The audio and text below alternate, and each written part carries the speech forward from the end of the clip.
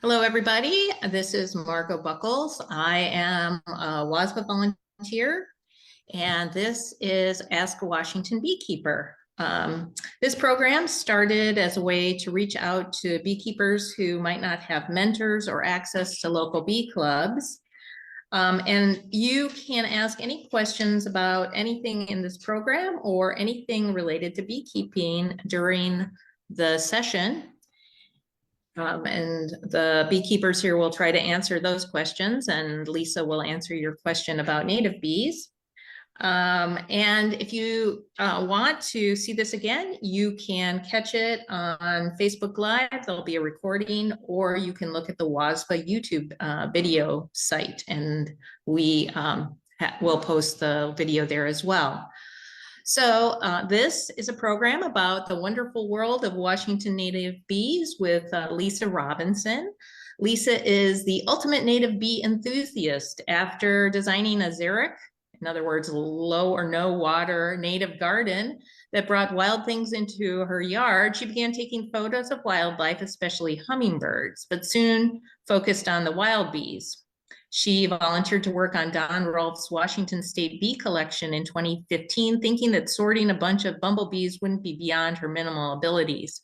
This started a cascade of events, learning more about our state's bumblebees. She joined the Pacific Northwest Bumblebee Atlas Project in 2017, took 2 bee courses in 2019 with Lincoln Best, and lucked out by joining the Oregon Bee Atlas and Master Melittologist course as it went online because of COVID.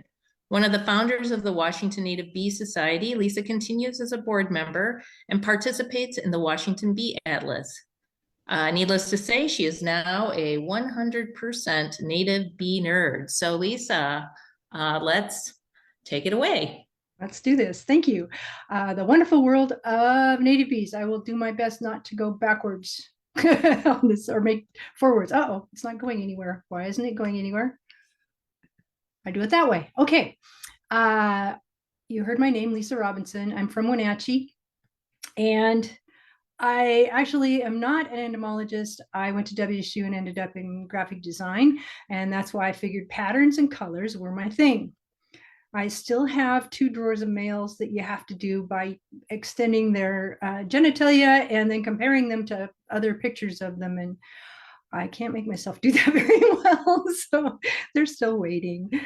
I am going to talk about solitary bees, excuse me, single moms, that they are single moms. Bees move pollen, bees need dirt. Some are renters, love them and leave them. That's the boys. Cuckoo bees, and we'll end on sleepy bee slumber parties. So let's talk about bees. Is anybody willing to talk out there? Can you name a bee? Everybody's shy. I know that you know about honeybees, and I found out that there's a bunch of them. There's 2 giants and 2 dwarfs and an Asiatic bee. And I learned that from this book, which I have. This is one of my favorite older kids' books. If they're good readers, they can get through this. It's more of a general books about the world. The Aphanus bumblebee on the front, though, is an endangered bee in America, but they don't tell anything about Western bumblebees at all. It's all Eastern bumblebees and then bees around the world. So it's more general. There are 20,000 bees in the world that are not honeybees. And so, oops, I lost the books on this page. Besides that book, my other 2 favorite books for beginning to learn about bees is The Bees in Your Backyard and The Common Bees of the Western US. And they're both by Jo Wilson and Olivia Messenger Carroll. She teaches middle school, so they're well written, easy to read, but they have packed a lot of information in there. So you have to read them more than once. So let's talk about bees. I'm assuming you're familiar with bumblebees. Anybody willing to say yes? You might be turned off. And you probably know about blue orchard bees. And it says this is about beekeeping, and I don't keep honeybees. I am a really bad mason bee homeowner too, so I don't do that anymore either. In fact, I don't even feed the birds. Birds here in Wenatchee, the bird seeds fall on the ground and the rattlesnakes coil around the bottom of the house. So it's just not a good idea. And there are in the official list 70 kinds of osmia. So there's your blue orchard bee down here, and 3 little bees that are in the poster. 2 more are introduced in our state. They're probably the agricultural ones they brought in. And right now, 565 bees officially on our list. So here is the poster. I hope some of you were able to buy it. And just so you know, anything we sell at, the links are in the chat. Anything we sell at Crown Bees or Wolf Haven, we get portion of that. And anytime you come to an event, we usually have the posters for donations, and we're asking $10 for them, but you give whatever you can afford. And those go to schools and libraries. And in Spokane this year, they did the Science Teachers Conference, and David Jennings, our president, I think he talked for you guys a couple months ago, maybe. And then Julia Costello, who's now our new youth board member. We'll talk about her at the very end for a minute. They handed out 120 posters, which was all David brought. So that was really fantastic. This is the new paper that's just out this month. Excuse me. Chanda Bartholomew, I bet she's worked on this for 5 years, maybe. Excuse me. And Elizabeth Murray, Silas Bosser, Joel Gardner are all at WSU, and Chris Looney went to WSU, but he is in the Washington Department of Agriculture. And that link is also in the chat. Uh-oh, you can't see the numbers. Sorry. This is the counties. What I really like that Chanda did is she set them up by county. And if you could click the county and this was live, you would find out how many were in your county. This is buried in the link, in the paper, but I put the link in there too, so you can get straight to it. So you can see that Whitman County here has at least 250 species of wild bees out of our 565. This area, Okanagan, and down here, because it's the warmest and sunniest, ought to have the most bees. Yakima has the ag department. Over here is where the Washington Department of Ag official business office is. So that makes sense that they have more bees. Okanagan is a hot seat of diversity. So they have the North Cascades, they have Sage Steppe, they have the riparian Okanagan River. So they have quite a variety of habitats and elevations. And there's 57 different ecoregions in our state. And if you don't know geology, right over here was the border of the continent, and all of these things got pushed. Whoops, I'm moving too fast. Go back. Pushed on. No, I won't do that. No, sorry. There. Pushed onto the state. So they glommed on, and the things coming up out of the ocean got smashed around. And then we had those faults where all that lava came and went out to Oregon and moved the Columbia River around a bunch. So we have so many different kinds of stone, and hot, dry, cold, wet, 112 inches of rain out here, and none. We get 9 inches supposedly of precipitation in Washington, in Wenatchee. Big difference. And then the ecoregions, if that was level 4, and there's a big difference between level 3 and level 4, obviously. This is much smaller, and we're hoping, David especially is working towards seed mixes that belong in each area. So rather than getting Cosmos and Sweet Williams and whatever they gave my husband when he bought some from Wilbur Ellis, those are all old-fashioned flowers that are great for pollinators. They probably go really well with honeybees, excuse me, because they come from Europe, a lot of them maybe. And but these are tailored to our ecosystems and then our bees. We have an iNaturalist.org project. I hope some of you are on iNaturalist. If you would like to be, we have a beginning level YouTube in our Washington Native Bee Society YouTube channel. And it's lots of fun. It's like it's one of my video games doing identifications. And if you know honeybees and you just want to help out and you don't know anything about any of the other bees, just taking the honeybees out of the mix would be a boon. There's one guy named John Asher who does all the really good identifications. He has over 150,000 identifications the last time I looked. Maybe more than that. He has a lot. Anyway, he spent a lot of time just trying to get the honeybees out, and he doesn't need to waste his time on that. Lots of us could do honeybees and then let him find the really rare bees. Like, for instance, this one just popped up this week. This is a Neolara. My friend in Tri-Cities, Jane Abel, takes beautiful photographs, and she just was adding what she thought were perdita. She called it a gray perdita. I'll show you a perdita in a little while. Notice this is gray, kind of frosted looking bee, nothing like perdita. So we'll get to that in a little bit. We have 5 of our 6 families, so I didn't write on the poster. I copied it and wrote on a piece of paper so I wouldn't ruin a poster. We have 5 different groups out of 6. And here's the fancy names for them, but this is maybe a little more easier if I break it down like this. Mason bees and leafcutter bees are in the megachilidae, cellophane and mass bees in the caletids. I can't get tongue-tied now. And drenids have mining and fairy bees. Halictids have sweat bees. This would be a metallic sweat bee. And then you might know more of the apidae, the bumblebees, the digger bees, carpenter bees. There are real carpenter bees in Tri-Cities now, the big ones. Xylocopa virginica, and sunflower bees, longhorn bees, and nomad bees. We'll see some of those later on. Melididae is the one we don't have yet, and they're oil bees. Can we find them here? And then the 7th group, Stenotrididae, is only found in Australia. So nobody in Europe or Asia have them either.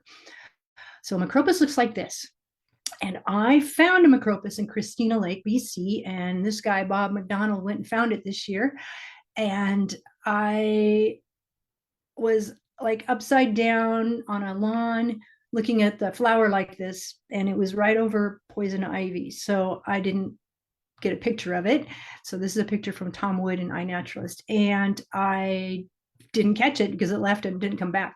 But what they do is the flower is really floppy and it's on a real soft stem, and it falls over like this, and then the bee gets underneath there, and all you can see through the petals are her legs scrabbling like this as she scrapes whatever resin or oil comes in, whatever kind of formation that is, and then she sticks it in this mop on her leg. They'd be very easy to recognize with that shiny black abdomen and that bright white scopa. And oops, Washington's only specimen was found in 1882. So there's one bee on one pin in, I don't know whose collection, and we haven't found any more since, but we're sure they're here. They're in the Kootenays, they're in Idaho, they're on both sides of Washington, and that makes no sense that they didn't come down some of our rivers. So we're going to find some. Plumose hairs, unfortunately, my face is on top of the best one, which is this one. But you can see there's little branching hairs. And if you didn't know that, honeybee would have that also. This is more like a honeybee leg with sparser hairs, but they're shiny in the middle with big hairs on the sides. These are Andrenidae and Melididae. And look at these wild hairs here with the little balls on the end. And I wonder if that might be the oil bees. I kept being finicky and fixing things. I missed one mistake, I know, in this talk, and so I haven't had time to read it yet. Questions? If anybody wants to open up and ask something or raise their hand. So far, we don't have anything. Okay. We just have a great presentation so far. Fantastic. Yeah, it's a little soon. Solitary bees are single moms. They raise their young on their own. Males are just for mating in this system. You all know about corbiculate bees since you're honeybee beekeepers. Here is a corbicula that it was drawn a long time ago. This is Don Rolf's picture with the really huge pollen balls on one very ambitious honeybee worker. This bumblebee is the western bumblebee, which is a rare bee. I found that up at Sullivan Lake State Park, and I ran around the state park office. It was Sunday, and I went around till I found somebody in one of the rooms, and I pounded on the window and made her come talk to me because it was very rare. They had, as you probably know, they lost a lot of the bees in this group, and they used to be a third of our bees. And then this one is what's taking over for them. They're about the same size of face, so they fit in the same flowers. And here's a shiny corbicula. I don't know what David told you, but maybe he said something about how bumblebees, when they get to the reproductive stage at the end of their season, the females mate and they go off. They're called gynes until they have a colony of their own. They nest. They go find a warm, dry place under leaves and in the dirt, and they stay there until spring. All the colonies die off. So they start over from scratch. Can you imagine starting your honeybees from scratch every single year? Then when they come out in the spring, we had that really wet spring that one time a couple years ago, and that was very hard on them. They're pretty vulnerable when they first come out, especially the earliest ones. They run around, fly around, and collect pollen and nectar. And the things that are out really early in my yard are ribes, cerium, which is wax currant, and before that, buttercup, which I don't see a lot of bees. I see flies on more than bees, and prairie stars. And to see a big bumblebee queen on a prairie star with a whole long skinny stem goes all the way to the ground, and then she lets go and it goes boing, is pretty amazing. So they hatch, they roost on eggs and hatch their little tiniest workers who go out and start foraging, and then they build the colony. The workers get bigger and bigger through the season until they get to the time when they do the reproductives. The reproductives fly away, mate, and start all over again. So it's a whole year long process. Our wild solitary bees, they work on their own. So they dig a nest, they fill these little, some of them have different shapes. Some of them are really deep, some of them are very shallow. They'll put pollen balls in the nest. In the brood cell, this would be mixed with a little bit of nectar, so it sticks together. Then they lay an egg and cover it with dirt or seal it somehow, like with leaves or mud if it's megacylids. And then she works on the next one, the next one, the next one, the next one, until she runs out of eggs, or she runs out of energy, or she's eaten by a bird, or whatever happens. So she's finished. And that is the life of a single mom. So they mate, and then build a nest, lay an egg. There's a really beautiful Nomia melandri pollen ball. The larvae are just little guys with hardly anything to them. They just eat, and then they metamorphose into an early pupa, then a late pupa. And these different stages, they'll stay, I think they don't stay in larval stage. I think they stay in pupae or adult stage, but I may be wrong about that, depending upon when they're going to come out in the spring.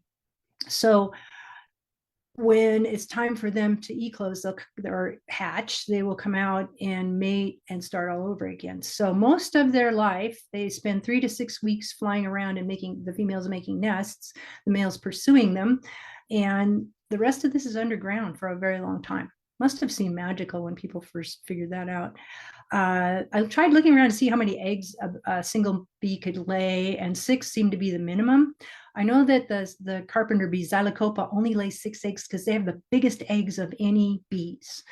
But so did, I think, osmium laid 6. But when you think about it, if you have a tube in your bee hotel and it's got 6 eggs, I think there's more than 6, like 3 males, 2 or 3 males and 3 or 4 or 5 females. Then the next year, if it was 6, and you had 10 straws, you'd have 60 bees if you didn't have any parasites. And if you had 100 straws, you'd have 600. So they can take care of themselves pretty well. Bees move pollen is our next section. Does anybody have a question real quick before I move on? Okay. Please interrupt me. I don't mind. Best of all pollinators, the better than butterflies. Butterflies are neat because they'll move pollen the furthest distance, so they spread the genes around more. Moths too, I suppose. And then wasps are sort of pollinators, but they don't have the hairs bees do. And bees always need pollen to feed their young. They don't eat a lot of pollen. I think they eat enough to get protein to make their eggs, and that's it. So here is an Andrena. This is a mining bee. And the ones in the posters are these ones in white, like this. And this bee is on the same tree as this bee, but notice this one's full of pollen and this one isn't. So it's not the same bee. This is chokecherry. Don't they have wildflowers? It's really interesting. And I caught her, and then she can hold on to glass, which is incredible anyway. And she's all stuffed clear full. Don used to say they're stuffed amidships. This is from the Ferry County Rail Trail, right before you get on the train trestle. There was a cherry tree hanging over there that I spent some time at. I try to go to places where nobody else will go. Mining bees have a propodial corbicula, which is why they're still at the front of the group, because we just talked about corbiculate bees. This thing is disembodied here. You can't really tell where it is, but it's surrounded by branched hairs, unlike the honeybee one, but it's right here on the back of their thorax. So you can see it there full of pollen, and different ones have all around hairs. Some of them have partial hairs and some have no hairs. And that makes them be in, there are so many subgenuses in Andrena. It's a very difficult group to identify. Look at how different these bees are too. The one you saw a minute ago had a solid black background. This one's really dark, doesn't have a lot of hairs. And then this one's really fuzzy and looks more like it should be in the Apidae group. So here's our Perdita I mentioned. I'm sorry, my head's in the way. They look like little wasps. They've got stripes, as you can see here, black and yellow stripes, and yellows on their faces, and they're very tiny. This is probably a fleabane, you can, or an aster flower, and these are the anthers. And she will wet the pollen. She has sparse hairs on her leg, and she will wet the pollen to stick it on. So she is also like honeybees that way. And then just a minute, I want to make sure I didn't skip one. Nope. Okay, we're good. Scopa single, Scopi plural are the dry pollen carrying adaptations on bees that are not in the Apis mellifera family, or bumblebees or orchid bees. Don't know in the US and South America, that's what we have. I don't know about the rest of the world. Excuse me. No time to choke. So this is a Diadasia. We'll see globe mallow bees in a minute, and you can see she has straightish hairs on her hind leg. And this is a megachilid leaf cutter, probably a periherta, and that's the western megachilid that's very common. You can find them all over. So if you see a kind of a turnip shaped, triangular shaped abdomen, and it has orange hairs, you're probably 80% correct that it's a periherta western megachilid, because there are a couple more that have orange hairs, but most of them are these guys, because this is one of our more common bees. And this was the first bee I learned outside of bumblebees, and it's because of that way she tips up her abdomen, and that's so that when she's walking, she won't get it in the anthers and knock it off. And then in a minute, I'll show you a not great video of osmia that taps to fill it, which is interesting too. We have specialist bees, and this is really one of the most important things about native bees. Honeybees, bumblebees, our metallic sweat bees, a lot of the halictids. I'm not sure about the leaf cutters. They go with one plant. Like this is a very specialized relationship. This is unfortunately badly named Andrena astragalus, so somebody must have caught one on astragalus. And this is toxicordium. I don't think no, I didn't write it down. Death camas. Some will do like all the asters. Some will only do fleabane or something, a small portion of the asters, or maybe goldenrod or something like that. Generous bees can eat anything. So I get bumblebees in my lavender, which is a European plant, and nomada in my thyme. They love it because it's tiny. And then the fennel and those kind of dill plants attract some of those wasps. So, but this is about bees that are really tied together. So if the plant cannot self-pollinate and it doesn't have the bee, then there's no way to grow more of the seeds, and there's no way to grow more of the bees. So this relationship is really important. And that's one of the things the Wabi Atlas will be looking at. We try to write down which plant we caught which bee on, so that we can know who goes with which and expand that knowledge. Melisodes are sunflower bees or sunflower longhorn bees, and you'll see why in a minute. This one on the left has a small amount of pollen here, a small amount here and a lot there, and then this one has a pretty full load. They're called pollen pants when they look like this, or chaps by different people. This is rabbit brush. This is the mallow bee I mentioned. Now this one is what Tina, if you're on our Facebook group at all, we have Washington Native Bee Society Facebook group. Tina is the moderator, and she's always posting her own photos to keep it going and to show people really gorgeous pictures. And she calls them lost in the sauce. So these would go round and round and round this way. It is a globe mallow bee, and this is its favorite flower right here. But they are deigned to use my Iliamna rivularis, which is mountain or river mallow, partly because I have one plant that's very prolific, and these are harder for me to grow. So I'm glad that they're able to use either mallow. If you don't know this, bees take on a positive charge when they fly. And I love I couldn't remember which was which for the longest time, but the bee is picking up positive charge like when you get snapped by static electricity, and the pollen will almost jump onto the bee. I would love to see a movie of that.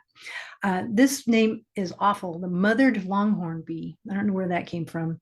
Melisodes by mattress. I chased this bee for years. It's in my rabbit brush, and I'd see one, and then I wouldn't want to collect it because I wanted more. So I kept waiting, and then they'd be gone, and I'd miss out. So finally brought one in, and she was covered in rabbit brush, and you can see it's sheeting off in actual layers here as the charge dissipates, which I think is fascinating. The other thing about bees is the top is very hard for them to reach, and so some of the flowers are made to just go down and touch that area. I think Dalmatian toadflax is really good at that, which is unfortunate because we don't need more of that plant. Lisa, I have a question actually. Yes. Yes. So I assume that these bees are collecting pollen for the same reason that honeybees are collecting pollen, that they need the protein to raise their young. Is that correct? Yes. Yeah. So they make those pollen balls, just like the honeybees bring home their balls of nectar and pollen. Only I don't know what honeybees do with them when they bring them in. I just know they go in the hive. Well, they store them. Yeah, they store them for food, for protein to raise their brood. Okay, yeah. So they make eggs. They need protein to make their eggs. And other than that, I think it all goes in their brood cells. So individual balls for individual eggs in this case. And I actually have another question, Sure. which is, are the male solitary bees haploid? What? No. So, but yeah, haploid and diploid. Yeah, they're single. They're single. Yeah. And yeah. So they have a mother, but really no father, and yeah, and they're more related to their grandparents or something weird like that. It's yeah. I haven't Okay, got so my head around that yet. Yeah, that's the same with honeybees. Okay, I think great. all these. Thank you. You're welcome. Okay, so a guy named Zach Portman solved the mystery of the agapostemon. Actually, somebody had named them these subtiliar a long time ago, and they lumped them. There's lumpers and splitters in the bee world, and the lumpers tend to put more bees into a group, and the splitters tend to separate them. And so somebody lumped them, and then Zach just figured out that these live in the Northwest, but the one that we have been calling them, Agapostemon texanus, actually lives in right down the middle of the Midwest. And then even in Logan at the Bee Lab, they were calling them Angelicus / texanus because the two look so much alike that you can't tell them apart very well. But Zach figured it out. It's under their chins is different. And he wrote a paper. And so now all the ones that are green, except Femeratus, I need to figure out how to separate them, are going to be subtiliar. But the Femeratus will be in the east side of the state. So unless you're over here, you probably won't have to worry about them. And if you don't know about Vissen threads, that's this thing here on this. This is a giant primrose. The flowers are about 4 inches. They're like that big. And the petals are great for leaf cutting bees, but it's called Enothera macrocarpa, and it has huge pods. They're like this with 4 sides, and they turn in the wind and roll down the road. So you've got to keep a herd of them in the yard and not let them wander off. But they're really neat flower plants. I don't see tons of other bees, probably because they don't know how to deal with this. But the little bees will go down and drink the nectar, and I see lots of agapostemon in them. So here's another picture. I did that's the only video I could find that was kind of readable. So she's very slowly sort of moving all of her legs together. She'll either hold on with her front legs, or she'll just hold on with her mandibles. And then it's so long it flips over on her. And this one has a black and white abdomen. So this one you can name. So you can name 2 out of 3 without knowing anything else. These are black and white on the back end. And the males are all yellow and brown. So if you can tell this black and white and it doesn't look like faded yellow, then it's a female. Virescens, which sounds a lot like Vissen threads, which is just a weird coincidence. You can see the thread off to the side here.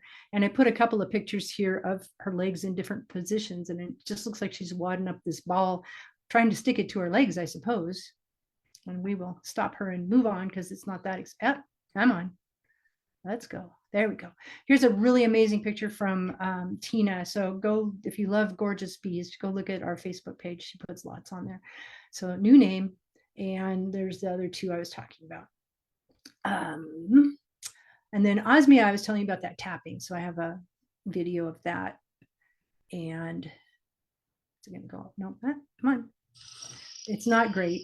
And then the wind comes. So you can see just the vibration of her there. And then we have to start over because it's very short, which is why I have trouble getting a good one. But you can see her moving. So that's all I wanted to show you. Stop. No more. No. Okay. Next. We got to keep moving. Size matters. This is a Van Dyke's queen, and she is pushing in under that iris. This is a Douglas native iris, and it takes all of her strength to get down there. So you can see why once a bee learned how to do that, she might stick to just one flower for a while, because it's much more efficient than going around and trying to figure out 6 other flowers and how they work. And what about being a little tiny bee? These are not baby bees. All the bees that look like bees are adults, no matter how big they are. It's one of my pet peeves, as you can tell. These are little tiny, a little bit bigger than an ant bees. They're very small.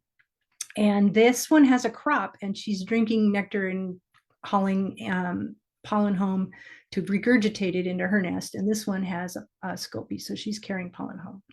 I think it looks kind of greenish and metallic, so I think it's probably a Dialictus, which is a subgenus in Lasioglossum, which is a species in Halictidae. And I didn't change the picture there. So still same Hylaeus, and this is Coletes. They're the 2 bees in Coletidae. And she does have a scopus, so she can carry pollen home on her leg and then mix it with the nectar she drinks. So they burp that back up and put it in their nest. Lasioglossum ovaliceps. So one of the things about the iNaturalist doing identification is I was like, how are people doing this? How are they telling them apart? So this is a Lasioglossum ovaliceps, and this is a Sphecodes, which is a cuckoo bee. None of our cuckoo bees are 2 species, not one in the West. Back east, they've got them all named. So somebody has a PhD waiting to happen there. They do have hairs on their legs, but those are not considered scopa. So you can kind of see the hairs on her legs. They're there. But if you look at her, she's got pollen on her. It's like, oh yeah, of course, if it's carrying pollen, it's not a cuckoo bee. And notice this one's kind of dull, and it's got little punctures, little holes all over its armored surface to make it strong in case the mother bee is home and she has to fight her way out of the nest. These are smooth and shinier. So that's another way I could guess you could tell. Any more questions? Not so much. We'll Not yet. Okay, just say no. That's great. Okay, so 70% of our wild bees need dirt. Actually, I do have another question. Sure. So are the female bumblebees mating throughout the season, or do they mate at the end of the season? Yes and no. It's a technical problem. They all, once the reproductives are hatched or eclosed and they come out of the nest, they would need to mate. And I think that is like the climax of the cycle. So they start out with a few small workers, they build up, and when they have a good solid working class workers, they work on the males and the females. They both come out at the same time so they can mate together. And then those females would go hibernate, and that might be the end of the colony. They'll just eat and kind of hang around until they just die of natural causes. But some are really early, like Melanopygus in the it's called the black belted bee because in the south of Oregon it's yellow and black, but here it's got 2 red stripes, so it's a wrong name for it.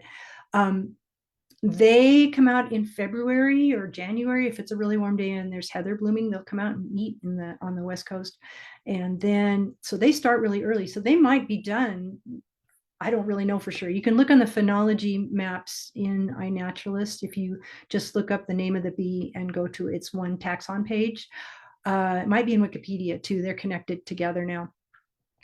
So a later bee like Griseoculus, which is the brown belted bee, I have a lot of those later in my yard and they go further into fall.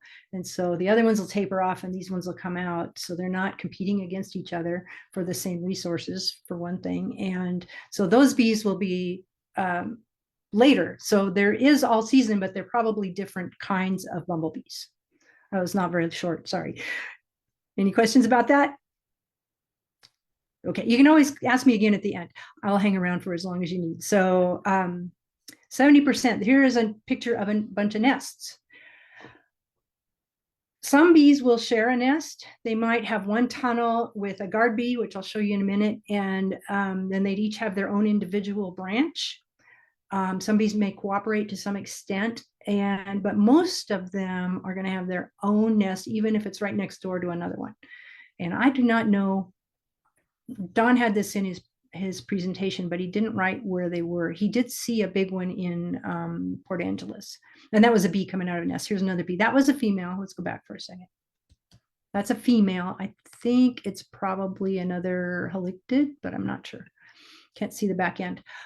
This is an Andrena, but I know that he has halictus in there too. So this is Bicentralian chehalis. It's 3 or 4 acres, and they scraped all the dirt off, not the dirt, all the shrubbery, and exposed all the soil. It's not a thick mat of grass, so the bees are able to get through it. And you can see it's been wet because their little tumuluses have melted down a bit. So if you see groups and groups and groups of ant hills in one place and you don't see any ants, watch for bees. And this little guy is just coming out. And this one is getting some food off a pretty flower. Ant, this ground nesting bees, if you find bees like this, that's in an iNaturalist, it's out of Cornell, and they are trying to figure out what kind of soils different bees prefer. And we don't really know a lot about what they do underground. So this is a step where community scientists can help add knowledge to that database. This is a one I tried to blow up way too far. The weight of the bee pushes the keel down on the pea plants, and then the anther pops up. In this case, it's in this direction, which hits the back end of anosmia, a very perfect fit. But what about alfalfa? We have Nomia melanderi and Megachile rotundata, which here's where the Nomia live. Here's where the Megachiles live. So they're in a big giant bee hotel condo system. And these guys are side by side by side by side. And there can be millions of bees in a bee bed like this.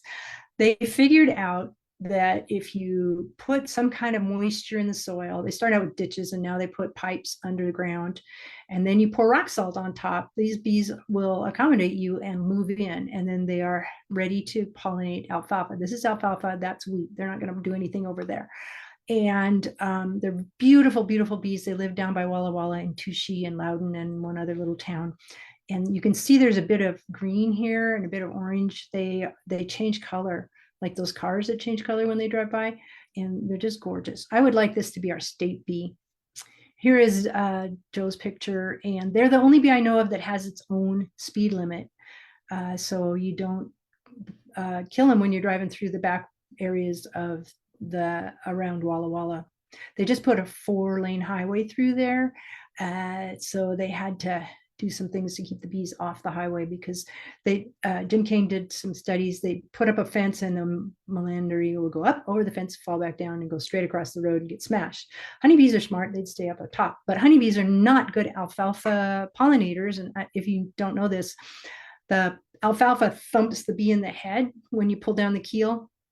And Nomia and Megachile rotundata don't care, but honeybees don't like it. And so they will nectar rob out the side of the flower and they won't pollinate very well. Here's my little guard bee that I mentioned.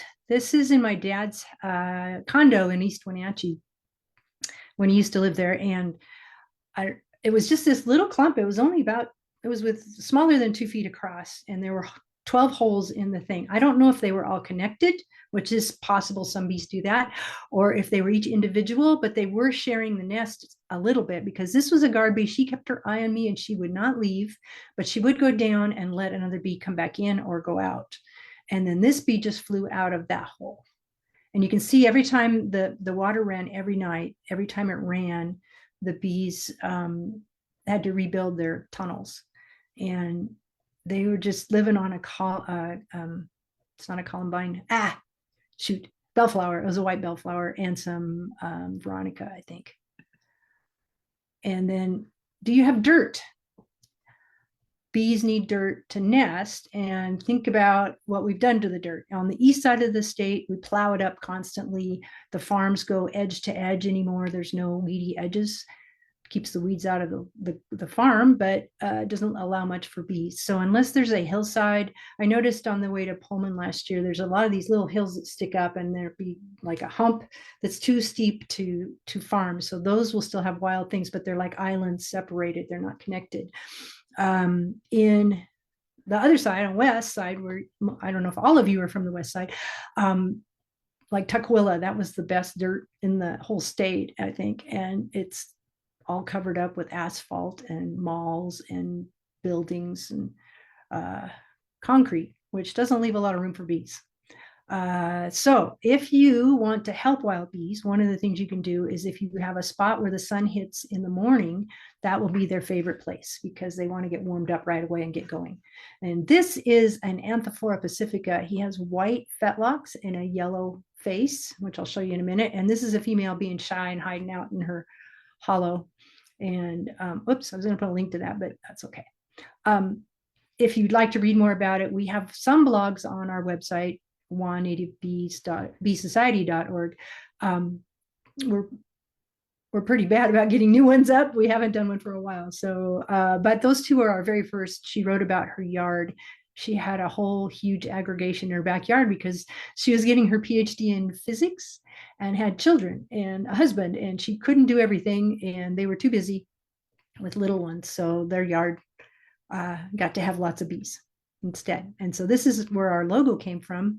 This friendly little guy here on a toothpick, and there's his white fetlocks, and there's his yellow faceplate called a clypeus or clypeus. And bumblebees will never have a yellow nose. So if you see one of these, it's probably Anthophora. Nobody knows how to say the names because it's like tomato. Anthophora bomboides build turrets. So they dig out their nest and then they add it to this turret, which is going down. There's a better way to see it. If you look at this in the poster, you might think it's a bumblebee at first, but notice that yellow nose and clypeus. And up here, bumblebees never have yellow here in our state. I don't know if they do in the world, but they don't here. Same bee, different position. And then this one is one I saw out at Marlin Nelson Park by Squim. So let's go to Squim. I'm trying to take you all over the state. Marlin Nelson Park is in Port Williams, which is next to Squim. And you drive down this little park, there's some parking, not a lot. And if you walk out to the ocean and turn left and go west toward the setting sun, this cliff will be on your left side. And as you can see, the cliff continues to degrade as the water comes in. And these bees have been nesting here for eons. There's old ones falling out all over the place. The new bees are making nests in a particularly, it's a darker chocolate strip that goes across here, and it kind of, as you're going out, it goes down and comes down close to you. So you see more and more of them at your own eye level the further you go out there. And this is what a cellophane bee nest looks like, even when it's old and it's fallen out of a hillside after a while. They seem to be full of sand, so I wonder if that's from the wind or if the bees are filling that up. I don't know.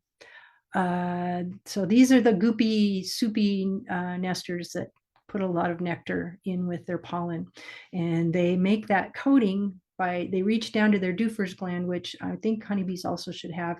It's down by their stinger, and they lick that substance up and down all over their nest up on sand. That would be not fun.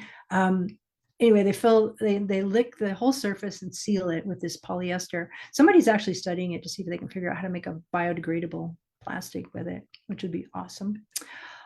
And we're jumping to a walk that I went on up Mission Creek.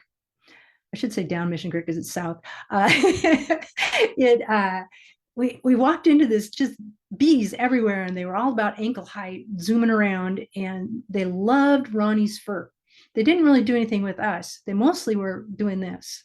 So, oops, I got to make it go. Sorry. And this was before I had a better camera, so apologies. But you can see that they are striped bees, and now I know they're Halictid rubicundus. And they're just sitting there. They're not mating. There don't seem to be a lot of males fighting for them. So I don't know what's happening, but good. That's good enough. But they were all over the place. Sadly, they were plowing this road that day. And Don went back the next day to try to find them. And this spot had been moved and they were not as, there were not as many of them. So I don't know if it's like a big nesting or mating conflagration or what. I have no idea. Still don't know. Whoops. No, not that one. No. I got to get out. I made it big. Sorry, guys. You can watch it while I figure this out. Nope. So how much do you have to worry about being stung by native bees? Not much. Don't squish them and they'll be fine. I'm going to have to go out, escape, and come back in because I can't get that to get small. There we go. All right. Now, nope. Stop it. I'm sorry. Apologies. Come here. It won't move. There we go. No. I got to get back to my page. All right. Just a minute. I hit something I shouldn't have. We did that. We did that. We did that. We're right there. Okay, go to the next one. There we go. And back to the slideshow. Okay, so I've been stung 4 times by 2 by bumblebees and 2 by tiny Dialectus sweat bees. And the bumblebee was in the end of my net, and I grabbed the middle of my net, and the bee was right there, and it went ink. The other one was under my arm, and I put my arm down, and it said, "Don't do that." They itched, and they were annoying for a little while. The bumblebee, actually, I tried to move one when I thought it was cold, and it was awake, and it stung me in the end of my finger. That one was super annoying. I can promise you that a paper wasp is 4 or 5 or 10 times worse. And the other thing is weird. They have straight stingers, so they could theoretically sting you over and over and over again, but you would have to really pester them to make them do that. They just are interested in collecting pollen and building their nests, and they pretty much ignore you. I walked around in that huge group of flying bees, and they didn't even land on me. So they're just very focused on what they do. So this is something that if you think of flies landing on you, you're always going like this. Well, always look first because it might be a salt licking sweat bee. I like the name furrow bees better. That's what they call them in Europe because they used to nest in the furrows after they plowed the farms. But we call them sweat bees here. So can't do much about that. So I just happened to look this time and I got to see one. And this is also a rubicundus. There's a theme here. Lots of rubicundus. They're very common. Here is a leaf cutter cutting circles. And if you've ever got to spot one of these, it's magical. This is Ingrid's posted pictures. She's the one that lives by the 8,000 Calides in the sea bluff that I just talked about. And these ones were nesting in her backyard, and you can see she's carrying this big leaf and she's diving straight into the ground under a dandelion. So Ingrid said it was a good excuse not to pull the dandelions anymore. But apparently some megakylids do nest in the dirt. I've seen one in my yard. I think it might be a Megachile perihyrta, Western bee. I should check on that. I don't know for sure. Okay, any pause for questions? We're going to go on to renters next, which you know more about. Okay, just interrupt me whenever. Renters is the name they've come up with for bees that live in condos. And this is a carpenter bee, a small carpenter bee. And until last year, when they figured out we have large carpenter bees, this was our only kind of carpenter bee, the little tiny ones. And this is a pithy stem of some sort, and they carve out the pith, which is much easier for them. And raspberries and elderberries would be native plants that we would have, and then native blackberries. But also now it's our Himalayan blackberries been changed to Armenian blackberry, I believe. One thing about this bee that's really interesting, they will stunt one of their daughters by not feeding it as much, so it grows up smaller. And that one gets to stay home and help take care of the other ones that are going to be reproductives that'll go out on their own, which is an interesting life choice. I don't know if it's a choice, evolution or whatever, the way they ended up. One of my favorite bees in the world, silver-tailed petal cutting bees. I love the name. I spelled it wrong. Megachile montevega with VAGA, I believe.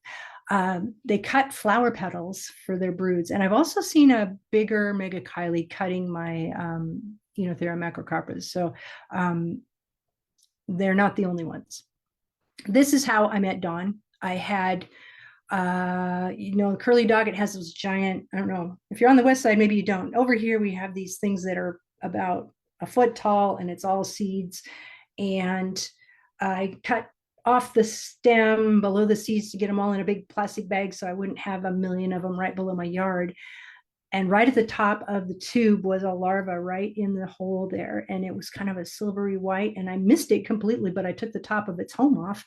And then I felt really bad and I knew I'd killed it. So I cut the stem off. Unfortunately, didn't take a picture in sight. Opened it up very carefully, and it was full of 4 petal cocoons. And they were made with pink and yellow petals. And so I think the pink is the Penstemon richardsoni, which is a really neat loose penstemon that pops up everywhere and is easy to grow, except it gets scale sometimes. And then the other one's probably the Eniothera macrocarpa, being bright yellow. I didn't have a lot of other, I had partial yellow, but I didn't have a lot of yellow flowers then. This is at Othello by the end of Royal Slope.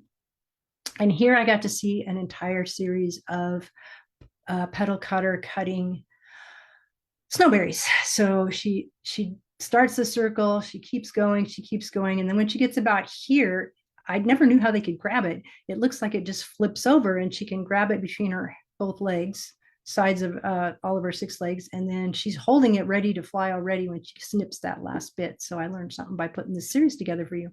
This is a old fence post in my yard, and that is a petal or leaf nest that's been sealed up. There's the back end of a boy coming out, and then you can see it's an osmia with a round green rump. And we'll change to the next one. Love them and leave them. So male native bees don't die mating, and they may mate with more than one female. And that's all they do. They eat, they have territories, they chase off intruders, they try to mate with everything in sight, even if it's not one of their own. They're kind of funny. This is a pathway west of Richland. And these bees don't even notice that people are walking through. And apparently people don't even notice the bees because they just keep knocking the tops off their homes without even noticing. Here's a little bee coming out and 2 bees flying. These are Diadasia, the globe mallow bees. And Adam Schneider caught them rolling around fighting over females. So these males will mob a female and then they'll all fight to be the one. And there's a close up. And this one gets booted out.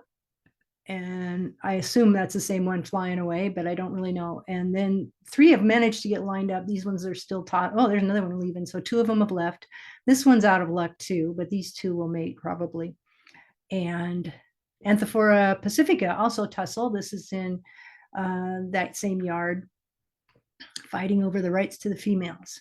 This is in my yard. That's Pearly Everlasting. I couldn't say the name, sorry.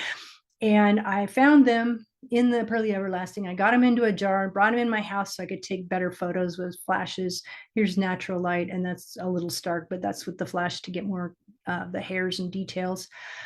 And they walked around like that for at least 20 minutes and they didn't stop, and they didn't care what I did. They kept walking around, and I moved them from a cork to the cutting board to something else to try to get, they wouldn't stay in the center so I could get a white background. She just wandered around and didn't pay any attention to me basically. So that was pretty amazing. And then I could let them go. Here's what happens a lot of the time. Once a female, bumblebee included, has pollen on her leg, she has a nest. So this Prunus minor bee, so like that orange male at the very beginning, Andrena prunorum, she is collecting pollen, and here comes a male who doesn't care if she's mated, can't tell, or whatever. And you can see both of her legs up above her back like this. So she's doing like this yoga move, and then she went boing, and then that's that. And he flew away so fast I didn't get it in the picture. And if you can see right here, you can see some white vertical lines by her eyes.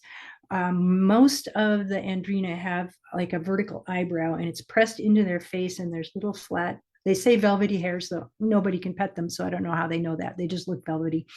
And so most Andrena females will have that. And they also have this thick fringe, like a mustache on their rumps, and a pygidial plate, which is a little triangle. And the triangle is for patting down the brood cell and smoothing it. And I wonder if this isn't like a paintbrush for putting the coating on the inside. That would make sense, but I've never seen any of that written down. That's just my guess. And males patrol, and they are interested in any bee in sight. So here is another male rubicundus. And this is a longhorn bee. See the long antennae? So that's a male. And he's giving him the stink eye here. But so that bee was out of luck and it flew away. Took a lot of pictures of bees in rubber red brush because it's right outside my house. Here's another pounce. This is a female nomada. Now, the problem with nomada, this one is a yellow and black bee that looks like a wasp, but she doesn't collect pollen. Cuckoo bees just invade other bees' nests. And these cuckoo bees use Andrena for hosts. The Andrenids do not have cuckoo bees. Andrena, perdidas do. So that Neolara in the iNaturalist is a perdita cuckoo bee, but Andrenas don't. So if you see a group of Andrenas all over the little nest and everything, or if you see something that looks like a wasp close to the ground, flying around, patrolling and searching like a bird dog in the air, then you might follow that bee because it may take you to some Andrena and you might see a whole group. So this one grabbed onto her and she sent him flying, bucked him off. And we're getting close to the end. So cuckoo bees, a quarter of our bees decided they didn't need to build nests. They didn't need to collect pollen. They just borrowed their neighbors. And a lot of them stick to the same group, but Apidae has probably the ones that prey on other bees the most. They're called kleptoparasites, if you want the official term, which means parasite by theft. And this is a male that you can see the armored kind of punctation there and the sort of oppressed hairs. That's kind of typical. I wonder if those hairs were part of the armor. These are completely covered in oppressed hairs. They lay down flat. They're not sticking up to catch pollen. And I love that these guys have a happy face on their back. I think that's really, it's my own inside joke. It's a bee that's going to sneak into your nest and lay its eggs in all your work. And it has a smiley face on the back. And then this one, also somewhat different sort of smiley face. That was Tri-Epiolus. This is Epiolus. These are littler. There are a lot of them down in Richland, and Lisa Hill and Jane Abel have managed to catch a lot of them on film. She had posted this to iNaturalist, which is another reason to add photos. Thomas Onofurku was working on his PhD paper, and he said, I've never seen a photograph of this bee in the wild. Can I use it? And then she had to keep her mouth shut and keep it secret for 8 whole months. And so after that, I got her to help me write down the story, and we made a blog. That's our last blog. We haven't done one in 6 months, so I need to get back to work. Sleepy bee slumber parties. Males sleep outside on dry stems, flowers, and under leaves. I never got my underleaf picture out. Sorry. This is amazing. Tina found this out in the dark, as you can tell by the extreme bright light from the flash and the darkness behind it. This is a whole bunch of probably Agapostum subtiliar, and they are all nesting together on this one plant. They're not nesting, they're roosting together. Males generally do not go back in the nest. There are some males in, I don't know what kind of, it's in the Southwest, but the males have these really big heads and they stay in the nest and they help guard it and try to mate with the females before they get out of their own natal nest, which would mean it's kind of incestuous, I guess. That's kind of weird. The little ones are called sneaker bees. They get out and the little ones nest or try to mate with the bees once they're out, but that doesn't happen in Washington. This is the Melisodes male I was talking about, and you can see they have two-toned antennae. They have kind of a caramel and a chocolate brown. And here are a bunch of, this is actually from Oregon. I couldn't find my other picture. I have a ball of them on the top of a stem with a flower at the top, and the whole thing is covered in bees somewhere. This was the next best one I found. And this is in a Cosmos in a community garden down there by a church. Sunflower longhorn bees, they come out in July, go into the late summer, fall. And before that, we have the spring longhorn bees, which have black antenna. So we can tell them apart, except in July, there's a few on the west side. There's 3 kinds with black antenna that are fall bees. So almost all of them will be two-toned, even the females. Any questions? We're almost done. This is the last one. Whoops, I didn't mean to go. Bees need habitat. That's all that said. They do need chemical-free forage and a safe place to live. And I didn't get this paper in here. I just found it. It's from Europe, and it was last year. And they said they compared honeybees and bumblebees in foraging. They had a trap that scraped like, I think you guys can do that with the bee ball, right? You can scrape it off and catch it before it gets in the hive. They did it with bumblebees too. And then I don't remember which is which. The bumblebees were picking up whatever they replaced neonics with in Europe after they banned them. And the honeybees were bringing home fungicides. And the fungicides are problematic if you ever have trouble with larvae. Think about our own gut biome. We use the things in our guts help us digest food. And pollen kit is super tough and hard to digest. And so bees have a gut biome designed to help break down the pollen so they can get to the insides. And if the fungicides are there and they stop whatever lives in the gut biome from living, then the bees are definitely going to be affected by that.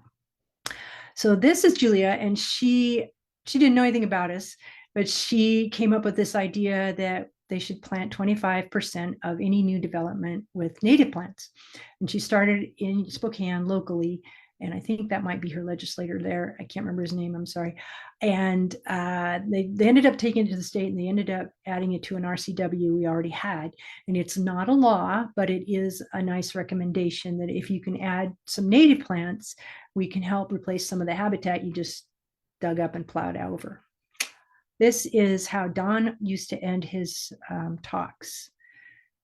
And what he said was, this is true because honeybees came to Jamestown, and when the first people that moved here from Europe, they wanted wax and sugar, right, or honey. Before those bees got here, there were no honeybees needed. They were everything was evolved in the system together, the plants and the flowers together. So Don used that the first time, and someone in the back of the room said, "I'm so sorry, I didn't know." So basically, Don would like to keep honeybees out of the high alpine areas. That was his main goal. We can't get rid of them in agriculture. They're very important. My husband loves them, so I'm not against them. We just have to learn how to cohabitate better. This is a really cool, you can read this, but I'm just going to show you the picture. My favorite yard in Wenatchee. Ken Muir is actually a restoration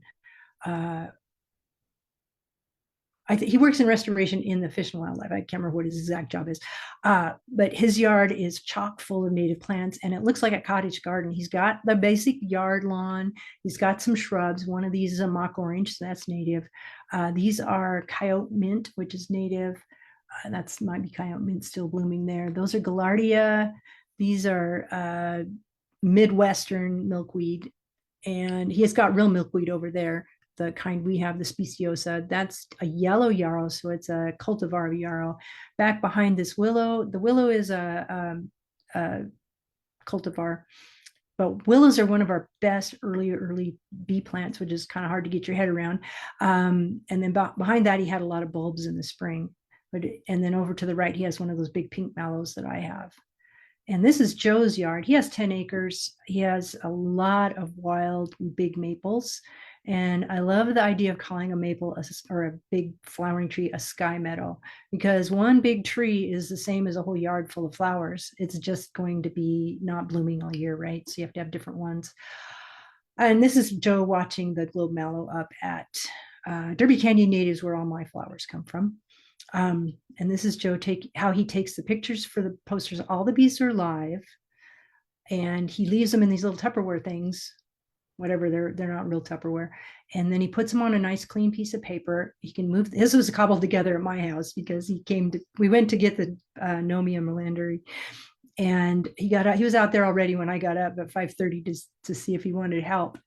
And there is a rail here that he turns notch to take the pictures. And so it's like a MRI or a CAT scan where you have layers. So you put like a stack of pancakes, you put the face, the antenna, the neck, the shoulders, the middle, the back, the abdomen, on back to the stinger, all those layers together like a stack of pancakes.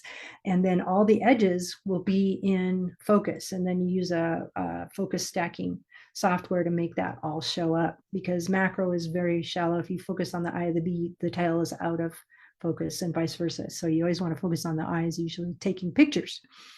And that is it. I thank you all. And this is the unofficial motto of the Bee Society, a semi-social association of solitary bee people, which Colleen and I started with Joe's help, and her son came up with that because we still haven't met all of our board members face to face. It's been 4 years. And the same with a lot of the people that come to our meetings. They're all over the state, just like you guys. And thank you. Well, thank you very much. I mean, the photography is amazing Thank you. that you would find something. I know that since I started keeping honeybees, I'm much more in tune to seeing pollinators on lots of things, but I think this kind of work with the native bees is taking it even a step further, because you have to be so observant. You know, I cheat though. I have a yard full of native plants, and I live surrounded by shrub steps. So I can go out in the wild just by walking off the edge of our property. So that makes it easier for me. It's harder in town, definitely. So I just had one other question. Sure. I was wondering, you know, there's been some talk about the competition between native bees and honeybees. Do you know of any pests or diseases that they share, native bees and honeybees? I haven't stumbled across any direct problems. The bumblebees got the ones that took out the western bumblebees was from the tomato bees. They took eastern honeybees, and I think they might have taken western eastern eastern bumblebees and western bumblebees maybe back to Holland. And then when they brought them back, that collapsed, and we lost four species. That one subspecies really was hit hard, and they look like they're coming back. Yeah, I don't know of any. I haven't run across any papers like that. The main problem would be competition. Some of that are I think, to me, what happens more than anything else is the honeybees go to European plants. So like I have Caryopteris, I think I don't know where that comes from. And that's my fall lavender. And I have lavender, I have thyme, a lot of Mediterranean plants. And the honeybees will be in the lavender most. The bumblebees will be in the thyme, and so will the nomata, oddly enough, and the andrenids and the halictids. And then, so they're picking different plants in my yard. I don't have any honeybees up on top of my hillaways. There are orchards, but I think any honeybees that come to my yard probably come from at least a mile away up the canyon. I know there's one house that sells honey, so that's probably who has the honeybees. So they can go something like 6 miles or more if they feel like it, or if they can't find food. The native bees are, it's by size. So a little tiny bee like those little lanceologlossums might only go 50 feet, or perdita. Big bumblebees can go a long ways. So if the food isn't in right in their neighborhood, the smaller they are, the worse it's going to be for them. I would think that tiny native bees, like those ones, can sneak down inside of flowers, but they can also use flowers that probably honeybees wouldn't be interested in. A lot of it's divided out, but when you bring in the industrial ones, and there's so many, what I've seen is they put them all in one place. They don't spread them out very far, and then it gets a lot more competitive. So those areas might be more degraded, but mostly I hope they keep them out of the high alpine areas. Oh, because of the competition. Yeah. The other thing is plant more flowers. If we all plant flowers, then everybody can have enough, at least the generalist bees. And I read or heard somewhere that one hive of bees needs 2 acres of flowers all year, with flowers blooming the whole time. Is that at all logical? It's a lot of space. Yeah, I don't know exactly. I think that we said that a hive needs about 2 million blossoms, nectar Wow. from 2 million blossoms in order to make a pound of honey, which is not that much, actually. A hive has to have more than that to survive the winter. Plus, Right. it takes 6 pounds of honey to create a pound of wax. And so Wow. So they're using up a lot of it. yeah, so yeah, they're using a lot of resources to keep the organism alive. So, Wow. you know, for honeybees, the organism is actually the hive and not Mhm. the individual bee. Yeah, they're fascinating. It's weird to see. I had a drain with the big holes, the big metal, like a big round one with big, like, I don't know, foot long, inch wide holes. And there was comb underneath it when we moved here. And some honeybees had tried to live there at least until the water came in. And it's like that was really strange. Oh They yeah, it probably was the right size for Mhm. to start a colony. Yeah, Well, hopefully they moved. well, we don't have any other questions, but thank you so much for, Welcome. unless Ellen, you have a question. Um, Thank you so much. It was really interesting. And like I said, the photography is just amazing. If you want to Um, see really amazing photography, go to our our YouTube and look at Aiden's. He has a really wonderful macro camera, and he went down and took pictures of orchid bees, and they're shiny. They remind me of really fancy cars and motorcycles. They're so shiny and green and beautiful.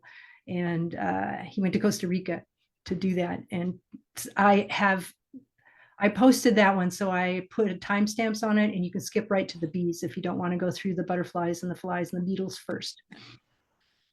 well, I'm definitely going to check it out. So again, thank you so much for I was happy giving to the do it. Thank you. presentation for Ask a Washington Beekeeper. I want to thank our audience and remind them that they'll be able to see this on Facebook Live shortly as a recording, and there will also be a recording on the WASBA YouTube channel. Finally, there will be no Ask a Washington Beekeeper in December. We will start again in January. We already have someone lined up to talk about overwintering in January. In February, there'll be someone speaking about queen rearing, kind of an overview. In March, Dr. Dewey Karen is going to return to talk about varroa mite and how to start dealing with it in the spring. And then in April, we have Dr. Jenny Walk from Eastern Washington University talking about her research into the bee microbiome. Ooh, So yeah, it should be really interesting. Anyway, I hope that you'll join us for Ask a Washington Beekeeper in the future. And to everyone out there, happy holidays, and we'll see you in January. Thank you so much.